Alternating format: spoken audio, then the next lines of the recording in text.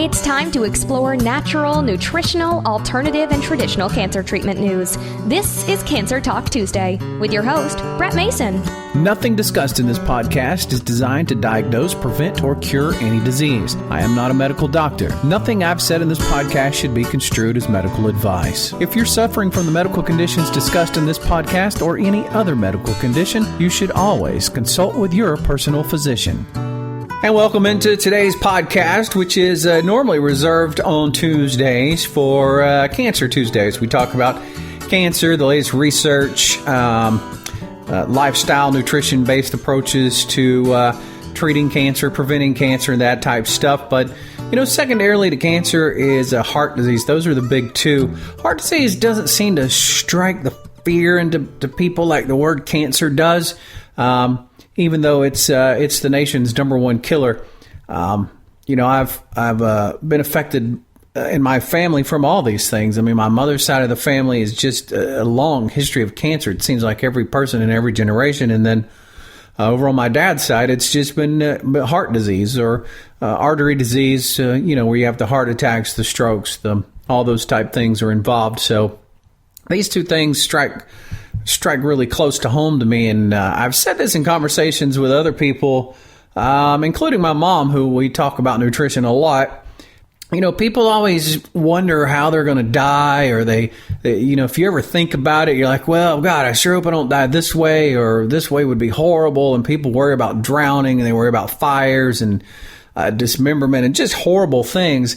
But the truth of the matter is, the odds are that unless you're in an accident, which is a very small percentage of the way people actually die, it's well known how you're going to die. You're either going to succumb to a form of heart disease or you're going to succumb to cancer. I mean, that's your future. There's no great mystery about it. There's no revelation about it. There's not that great air of, I wonder out there that people would like to make it out to be. It really is pretty simple. You're probably going to die from cancer or heart disease. That's your two options. Or a related subset of that, like a stroke or aneurysm, thrombosis or, something like that. But it's still related to the same thing, issues with the vessels, the heart, or an issue related to cancer. So, I mean, that's pretty much your options. And so if we can reduce the risk of that or prevent it, that'd be awesome. And then we can reverse it. How exciting is that? And boy, I got this guy's book. I call him a guy. This doctor's book years ago. I mean, it was must have been early 2000s or something, maybe mid 2000s. And I was so inspired by it. I actually tried to do that type of lifestyle for a little while, but I just wasn't ready for it. But it was during a time, my dad had gone through a quadruple bypass surgery and he'd had all that. And I was just really thinking about the family thing and my health thing. So while it impacted me intellectually, I just wasn't motivated to do it. But Dr. Caldwell Esselstyn wrote the book literally on heart disease. It's called Prevent and Reverse Heart Disease. He actually refers to heart disease as a toothless paper tiger, calls it a food-borne illness, which he will describe, and has the proof to back up his claims. So we're going to talk to him. He's our guest today on the podcast. That's coming up in just a minute. So if you follow me on Facebook, you've probably followed my journey to lose weight. It started out in May of 2013, and I've now lost right around 80 pounds. And the jump start of that I needed didn't come from my mind. It didn't really come from a great sense of perseverance or want to. I actually got help from a product that a friend of mine, Mandy, told me about, which was just miraculous things were happening in her life. And she'd told me about many things before, so I never really quite took her seriously. But at some point, I just couldn't argue with the results. And, of course, 80 pounds later, I look back on the day that I started taking Plexus as probably one of the top 3 to 5 days in my life. It might even be number one. So 80 pounds later, I feel better. The joint pain is gone. The health issues are gone. The back pain is gone. My life has just changed from a person who has struggled to get out of a chair to a person now, a little over a year later, that if I can't go walk at the park or at the track in the afternoon or evening, I'm very frustrated. So if you find yourself in that position, it could be the answer you're looking for. I'm always happy to answer questions and work with you in any way that I can. Nothing makes me happier than trying to help people get healthier. And if you want more information and you want to set up an appointment with me, or you just want to ask me a question, you want to talk to me on the phone, or you just want to try the product, it has a 60-day money-back guarantee. You risk nothing to try it. Just head on over to losewithmason.com, losewithmason.com, and I will do everything I can to help you get healthier. That has become my passion. Well, I'm very excited to have Dr. Caldwell Esselstyn on the phone for the podcast today. Of course, as I mentioned earlier, he's the author of Prevent and Reverse Heart Disease. His website is heartattackproof.com. Welcome to the show, Dr. Esselstyn. I'm so happy to have you on the show, especially after reading your book nearly a decade ago and kind of being inspired by you and looking up to you. So let's just jump right into it. I mentioned this phrase before the break. You coined the phrase toothless paper tiger to describe heart disease, and you have the research to back that up. Instead of me trying to give the history of what led you to this conclusion, I'm just going to toss it off to you and let you do that for us. Thank you. Yes, about 30 years ago, it was apparent that there were a number of cultures on this planet where the leading killer of women and men in Western civilization, coronary artery heart disease, was literally virtually non-existent. And it was because those cultures were plant-based. So the study that we began 30 years ago and have reported on several occasions is we took patients who were severely ill with cardiovascular disease, who had failed their bypass and they failed their angioplasty. And really there was not much more that could be done for them. And by getting them to change from the typical Western diet to plant-based nutrition, they were able to halt and often strikingly reverse their disease. And that's a sort of study that has continued since that time. And we just recently reported, actually the 1st of July, this time 200 patients, 90% of whom were adherent to our plant-based nutrition and got the desired result. I mean, the results are just remarkable and fascinating. And not only that, after that, you released a follow-up paper where you pointed out and highlighted 3 cases in particular that you say give large weight to the research, its findings, primarily because of the severity of the disease, the advancement, and how dramatic the changes were. Can you talk a little bit about those cases? These were rather exciting for us because one was carotid disease, which is the artery that goes to the brain. The other was coronary arteries to the heart, and the other was peripheral vascular disease with the arteries that go to the leg. And all these gentlemen had all the usual drugs, and actually they'd also had procedures. All the drugs and all the procedures had failed, and they were told there was nothing further to be done. And they, through the internet or the books and other ways, they found their way to our doorstep and were able to totally halt and reverse their situation. And it made for I think, a very exciting paper because as much as we care for and have respect for the compassion, caring, and the fund of knowledge of our cardiovascular colleagues, the unfortunate part of it, the drugs and all of the procedures such as stents and bypasses, they do not treat the causation of the illness. They treat symptoms. So patients will often have their first stent, their second stent, third, fourth, or fifth, then maybe a bypass, and then they'll start having stents to try to keep the bypass open. But we found that many patients are able to forgo their stents or their bypass because the truth be known, coronary artery disease is nothing more than a toothless paper tiger that need never exist. And if it does exist, it need never, ever progress. This is a benign foodborne illness. What are the foods that every time they pass your lips, you injure the delicate life jacket and guardian of our blood vessel, the innermost lining, which is called the endothelium? And those foods include any oil, olive oil, corn oil, soybean oil, safflower, sunflower oil, oil in a cracker, oil in bread, oil in a salad dressing, and anything with a mother or a face, meat, fish, chicken, and fowl, and dairy, milk, cream, butter, cheese, ice cream, and then excesses of sugar such as molasses, honey, and maple syrup.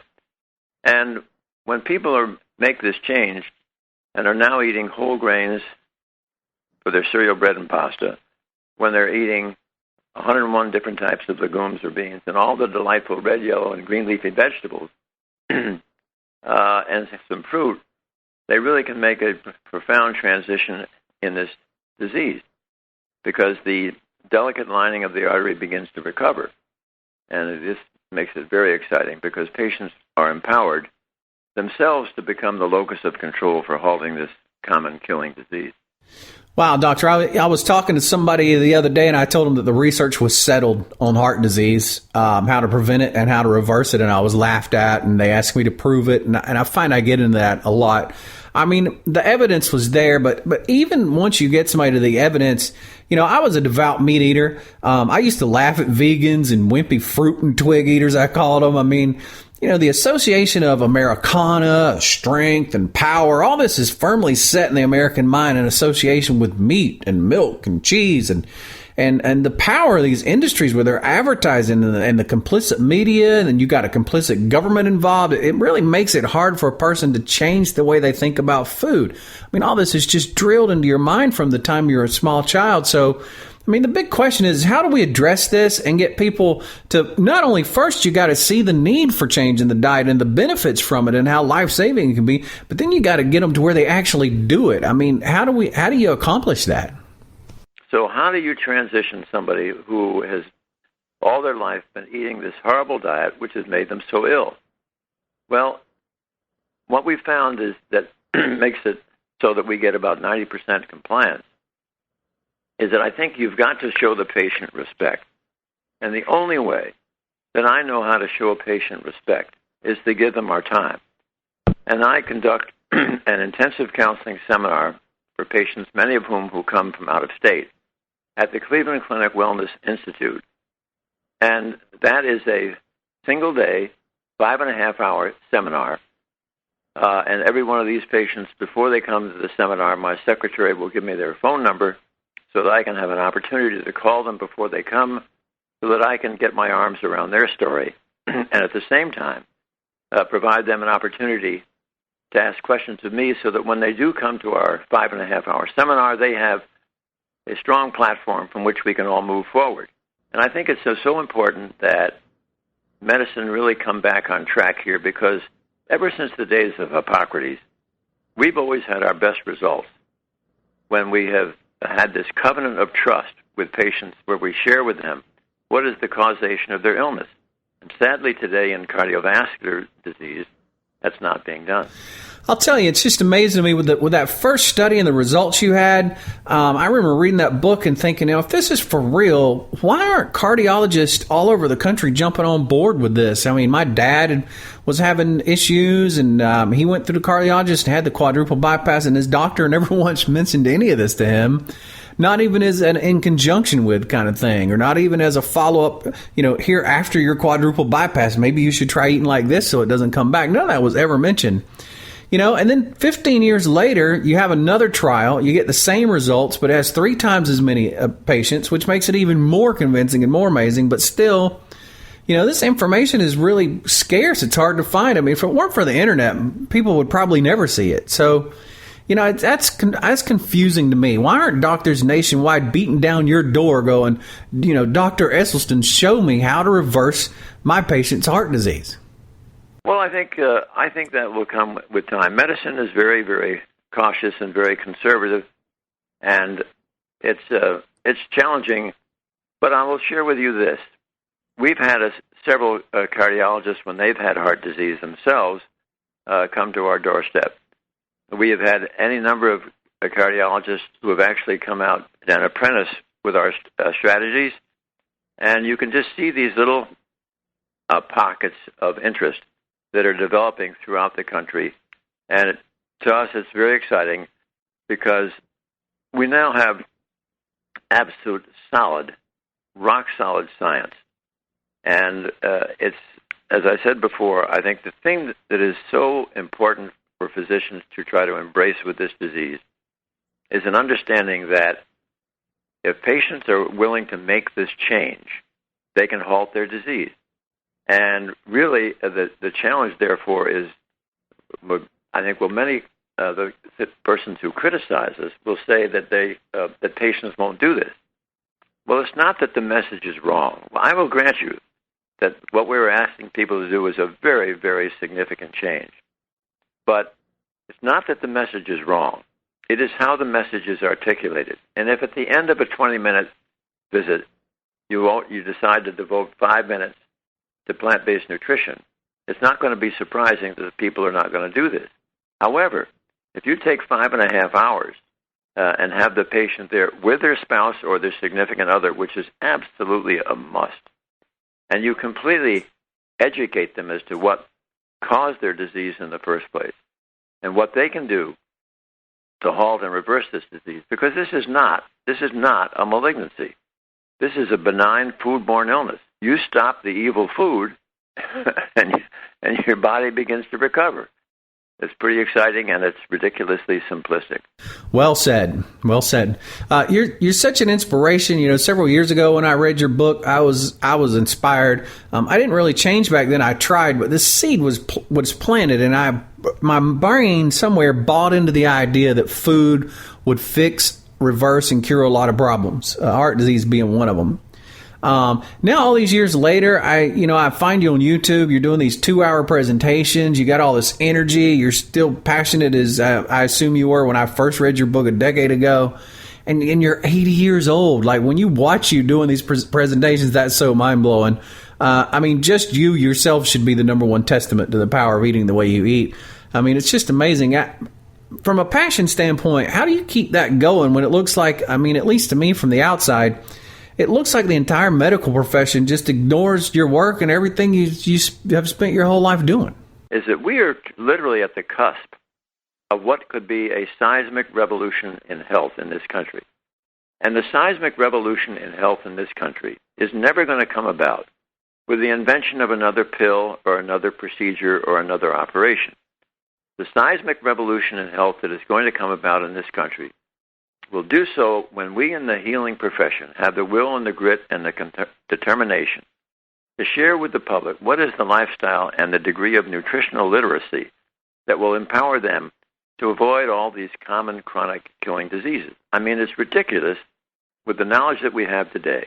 It's ridiculous for somebody to have heart disease, to have strokes, to have hypertension, to have diabetes, to have obesity, and many other diseases I don't have time to go into right now. But that's the direction we really have to go, and it's totally doable. But the idea of trying to convert people in their middle years of life, in their 40s, 50s, and 60s and beyond, with this lifetime of habits is really kind of crazy, when we should really be doing this at the school level, so that these children are not going to be tomorrow's patients. These children can grow up respecting plant-based nutrition and really preventing themselves from plummeting into these unnecessary illnesses. We need to get this information and the seriousness of it out into the kids. I think everybody would agree with that. The kids, that's the only way you're going to ever reverse the trend in this country, because every year we get fatter. Every year the rates of heart disease goes higher, cancer goes higher, all these things go higher. So instead of it getting worse every year, it would just be great to see one year all the news is, wow, the country has gotten healthier since last year. But it's partly parents' fault, it's the school's fault. But in my mind, a big part of the blame has got to be laid at the foot of the medical profession. Am I wrong there? The medical schools here cannot come off without a certain amount of blame. For instance, there are very, very few schools, with the exception maybe of Loma Linda, where anybody gets a significant education in nutrition. And it is so terribly sad, because when medical schools are presently, what happens in medical school is you learn all about the various diseases, and then you learn what drug and what procedure or operation to use for the disease. But there's no emphasis on the fact that the disease never has to exist, and even if it does exist, if the significant lifestyle change is undertaken, that you can vanquish this disease. It's just so sad that medical schools aren't focused on that yet, and they will be, because the science is going to emerge. We're going to do this with science and with outcomes, so that everybody will feel comfortable that this is genuine. But there's going to be an awful lot of money saved when it no longer has to go to our profession. Well, I know you're on a quick schedule. Thank you so much for your time, Dr. Esselstyn, Caldwell Esselstyn. His book is Prevent and Reverse Heart Disease. There's actually a link to it on the Facebook post where you probably saw this podcast being shared. So it's posted as a comment or as a part of the post there. And it's actually under the actual podcast on my Spreaker page. So if you click through to the podcast, you'll be able to get the link there. And, of course, you can always message me for information. Thanks again, Dr. Esselstyn, for your time and all your hard work and your research and the many life-changing things that you do. Coming up, we're going to sign off today's podcast with my thoughts on health, heart disease, cancer in this country, its future, and more as we wrap up our Cancer Tuesday podcast up next. LoseWithMason.com has a feature where you can set up a phone call with me personally where we can talk about your health goals. It has the links to the products that got me started on my path to wellness, so I could not have lost 80 pounds in a year without. And, of course, you can set up a time for me to email me. You can ask me questions. You can watch testimonials. You can see the actual medical research. You can read more about the unconditional 60-day money-back guarantee. And the biggest thing that you can do by visiting losewithmason.com is start your path to a new you today. Better health, better vitality, better energy could be yours. And I would like to invite you to check that website out today. And if you have any questions, you can hit me up on there. There's many ways to do it. There's to set up the phone call. You can email me for information. You can just ask a question. There's the frequently asked questions section. And while you're there, download the free ebook where I go into great detail about the 6 things that I did to lose 80 pounds that will work for you. LoseWithMason.com. That wraps up the big podcast for today. It's usually Cancer Tuesday. Today, I was very honored to have my guest, Dr. Esselstyn, on the program as we talked about his book, Prevent and Reverse Heart Disease. I have become 100% convinced that nutrition can not only prevent the majority of cancers and the majority of heart disease in this country. I know cancers especially, there's a genetic element involved, but from everything that I've read, and I've been studying this nearly nonstop for 2 years, and then I even did it sporadically before that. Even with the genetics, if you have the right diet and the right nutrition and you give your body the raw building blocks, even if genetically you have a 100% chance of getting cancer, you could postpone it, you could delay it, you could lower the effects of it, and give yourself a lot better chance. But really 80% of the time, it's just all the evidence, all the research points to it's a food-based illness, cancer, as well as heart disease. That's why I became passionate about it. I could die tomorrow. I waited a long time in my life to become passionate about nutrition. Who knows if and how long it'll take me to reverse the effects of everything that I did to my body for 40 years. But I'm trying, and I'm doing everything I can to share the word with everybody I know, and that's the purpose of this podcast. And I want to thank you for listening today. Nothing discussed in this podcast is designed to diagnose, prevent, or cure any disease. I am not a medical doctor. Nothing I've said in this podcast should be construed as medical advice. If you're suffering from the medical conditions discussed in this podcast or any other medical condition, you should always consult with your personal physician. Thanks for listening to Cancer Talk Tuesday. Make sure you look for tomorrow's podcast, Weight Loss Wednesday. All the wisdom Brett learned from losing 79 pounds, plus great guests to help you lose weight.